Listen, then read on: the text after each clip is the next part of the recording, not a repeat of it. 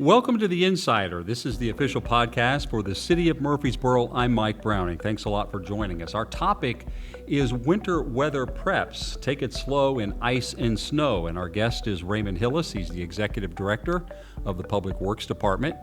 Long time with the Street Department. Yes, sir. I don't want to call you an old timer, but how long have you been with the City of Murfreesboro? I am working on my 29th year, Mike. So thank you for the invitation. Glad to be here. Well, congratulations for surviving all that time. Absolutely. Hopefully we can get another one or two behind us and we'll be good. Well, speaking of survival, surviving snow and ice, we've had some seasons where we get a pretty good storm and it's rough. Absolutely, absolutely. You know, one good thing about Public Works and Street Department is people think, or you don't really think about ice and snow until that's that time of weather, but you know, for our department, we're continually prepping for what's getting ready to come. You know, with the city and taking on, it's growing as fast as it is, and all the annexations that come through, we take those and then we add those roads to our current system, which is already set up. And so we always currently just, you know, trying to keep a check and balance to be sure that those routes that we run for ice and snow are always up to date, that we don't miss a new road that we've had to annex inside the city. Always trying to revamp our equipment to be sure that it's working properly. Our brine system, we always make sure that the technicians come in 2 or 3 months before wintertime to be sure that it's fully operational, because I'm sure you know, anytime you have salt, and it doesn't mix well with any kind of equipment, so there's always that failure that we're always looking to. So how does the city prepare for a storm? Let's say 2 days away, you're looking at the weather and you know it's coming. What do you do? So back to my first answer is the good thing that the system that we currently have set up is that prior to all of this, every employee is already set in a group or a team. So you have Team A, you have Team B. We take the department, we divide it in half. Everyone has a partner. We always make sure that we look at a senior guy versus a new guy so that we don't have someone in there that's never done this before. And then we divide it in 12-hour shifts. So you'll have Team A come in and work 12 hours, and then Team B will follow them with another 12-hour shift so that we don't continually wear the guys out. And with that being said, with everything already set in place, we watch the weather just like everyone else, but temperatures are a huge factor for us. And then we always, just prior to that, put the department on standby so all the employees know that they can get a phone call in just any second could happen. So they expect on the go, always on the go. They know that that's coming. Always on the go, yes, sir. On the salt brine, we've talked about that before, but there's a decision-making process on whether you apply that and whether you don't. What's that about? Well, everybody knows that brine and the weather here in Tennessee is always kind of a roll of the dice. So the thing with brine, if you get a lot of rain after it's been applied, it's pretty ineffective. But we always watch for those temperatures coming in. If the system looks like it's going to transition over pretty quick to ice and snow, we'll go ahead and put the brine down in preparation to have at least a thin layer or something down to whenever it does change over. Hopefully it starts melting and then we can cover it with ice. With salt. Where do you apply the brine, on what roads, and how much does it take? Our current brine system, we keep 10,000 gallons of brine on hand. The system is capable of producing about 1,000 gallons every 15 minutes.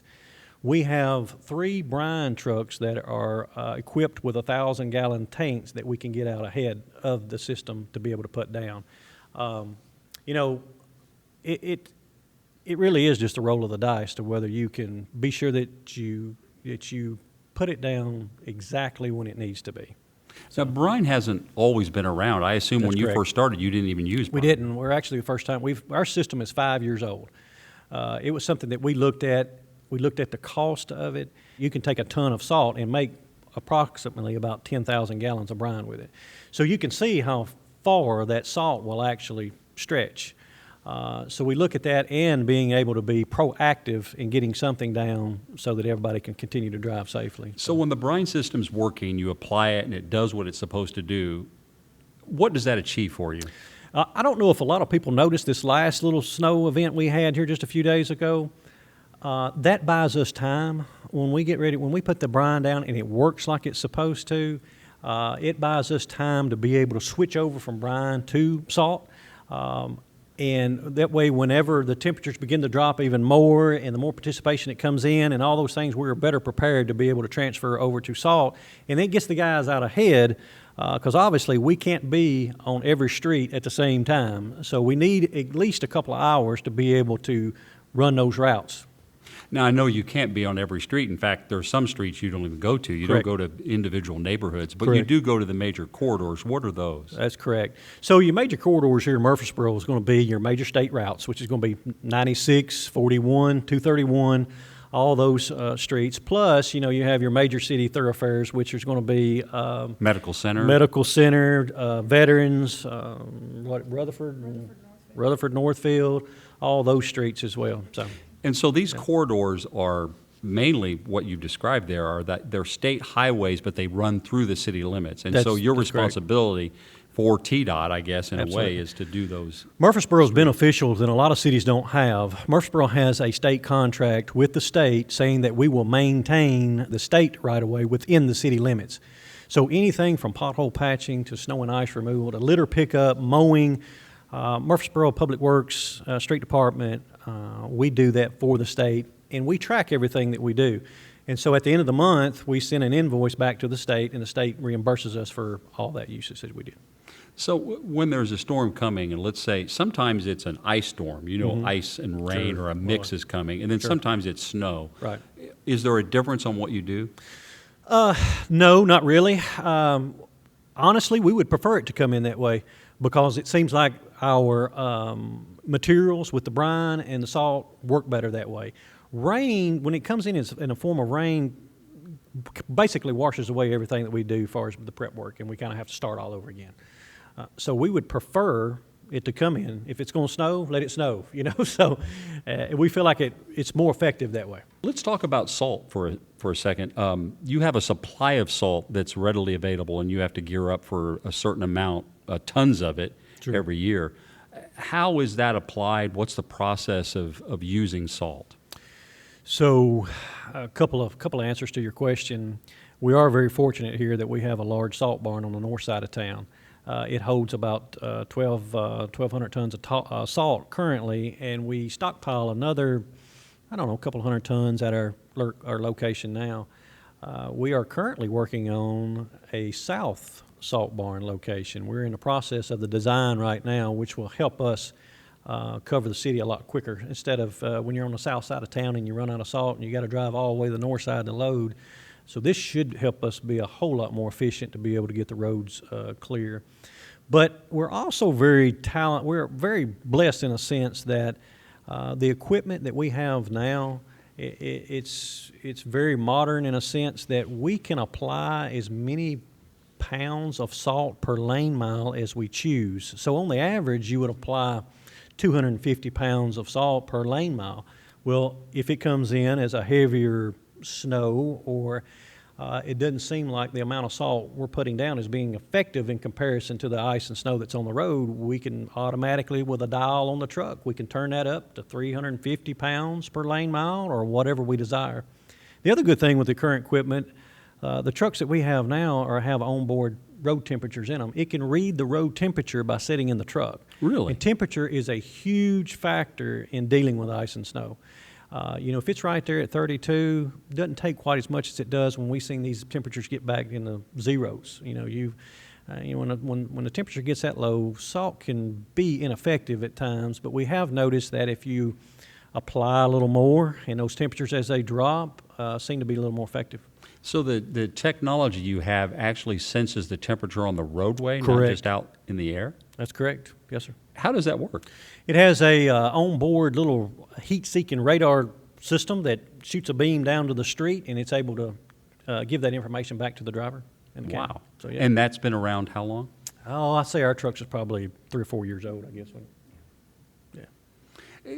In terms of the motorist out on the roadway, when your trucks are out there and they're applying salt and removing snow, so there's a combination, and you have these trucks that you convert. I think a lot of people don't realize you're Right. converting your trucks. That's right. Is there something that that people can do to help, or to get out of the way, or Absolutely. Yeah. Anytime if you could see one, if there's a way that you could could move over or get out of the way so that we could get through. We have seen systems in my tenure here. I've seen snow systems come in right at rush hour, and I'm telling you, it is a battle for us to get around town. And of course, when traffic can't move for the ice and snow, we can't get through the traffic, so we feel helpless at times. And until we can get through and get that salt on the road so that it can melt, so traffic can move, would help a great deal. So yes. Yeah, it's almost better that they stay off the roadway so you can do your job.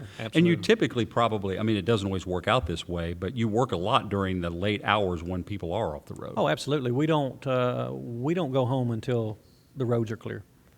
We'll continue to rotating. That was one of the purposes of setting up the 12-hour shifts.